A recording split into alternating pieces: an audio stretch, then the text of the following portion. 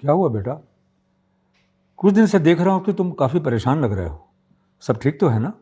अरे क्या ही ठीक होगा पापा। आप तो जानती है कि आज के समय में बिजनेस बनाना कितना मुश्किल हो चुका है।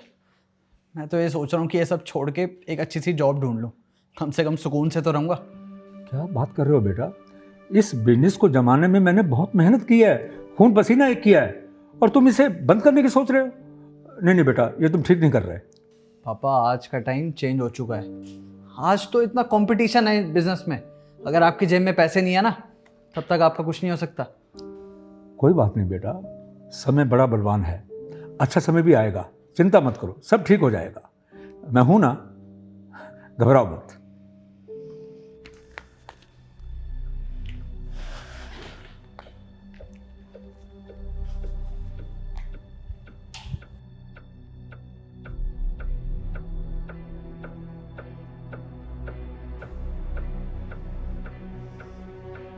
तुम पापा जी को साफ साफ क्यों नहीं कह देते कि तुमको पैसों की ज़रूरत है? क्यों नहीं मांग लेते उनसे? अरे कैसे मांगू यार, पहले भी इतनी बार उनसे पैसे ले चुका हूँ। और मुझे नहीं पता कि मम्मी के इंश्योरेंस के पैसे और कितने दिन चलेंगे। ऑलरेडी बैंक से इतना लोन है, अब ले दे के हमारे पास सिर्फ फिर प्रॉपर्टी बची है। तो सोचा क्या है तुमने? मैं सोच रहा हूँ कि ये सब छोड़कर कोई ऐसा काम स्टार्ट करूँ जिसमें इन्वेस्टमेंट भी कम हो। पुराना बिजनेस बंद करके नया बिजनेस जमाने में टाइम लगता है, और फिर घर के खर्चे, बच्चों की फीस, हमारे पर्सनल खर्चे कैसे मैनेज करोगे तुम? एक तो ये छोटी छोटी बातों में आजकल चिढ़ जाते हो, तुम गुस्सा करते हो। अरे यार तो और क्या करूँ मैं?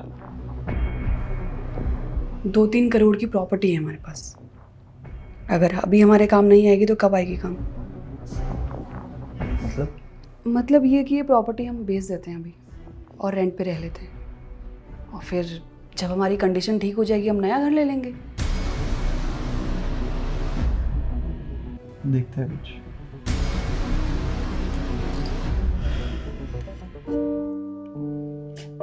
पापा वो आप कह रहे थे ना कि आपको 4 धाम की यात्रा करनी है, हाँ। तो चलते हैं, मैं आपको घुमा लेता हूँ। अरे बेटा, इस उम्र में क्या दर्शन करने जाऊंगा मैं? फिर बुढ़ापा भी है, और फिर तबीयत भी तो ठीक नहीं रहती ना। पापा जी आपको चिंता करने की कोई ज़रूरत नहीं है, ये चल रहे हैं ना आपके साथ, आपका अच्छे से ध्यान रखेंगे। आप लोग जाइए, आराम से घूम कर आइए। मैंने कल की टिकट भी बुक कर दी है आपकी। क्या? टिकट भी बुक हो गया? अरे अरे बेटा, फिर तो जाना ही पड़ेगा। ठीक है, चलते हैं, फिर दर्शन करके आते हैं। हाँ चलो। पापा आप यहाँ बैठिए, मैं तब तक बस देख कर आता हूँ। इतनी गर्मी हो रही है, आप कहाँ घूमोगे? ठीक है बेटा, तुम देख के आओ, बस मैं यहाँ इंतजार करता हूँ। हाँ?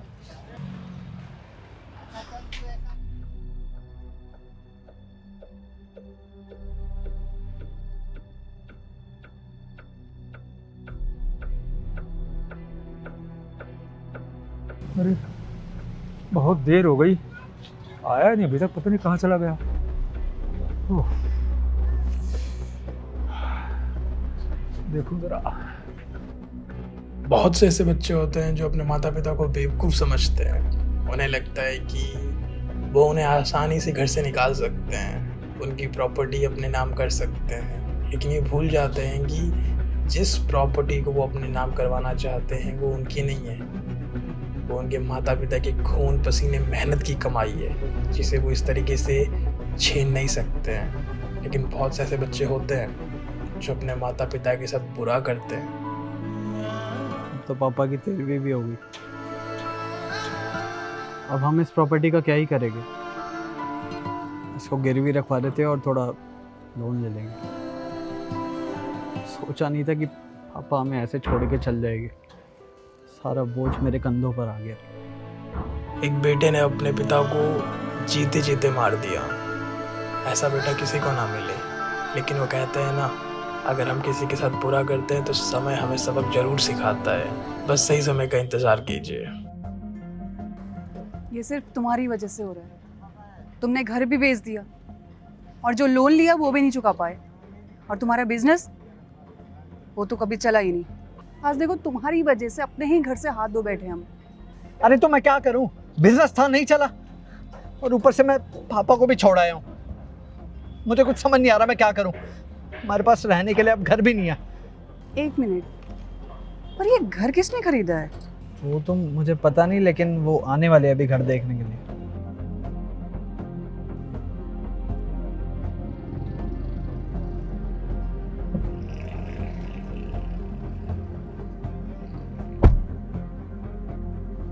घर खाली हो गया, चाबी।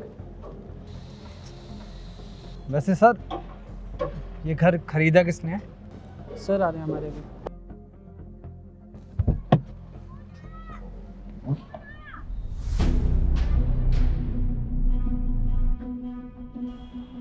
पापा?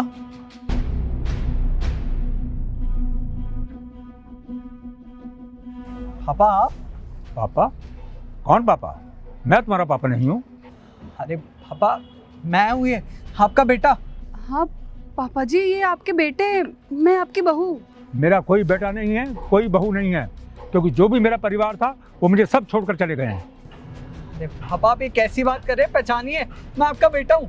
मैं तुम्हें नहीं पहचानता, क्योंकि तुम लोगों ने भी मुझे नहीं पहचाना था।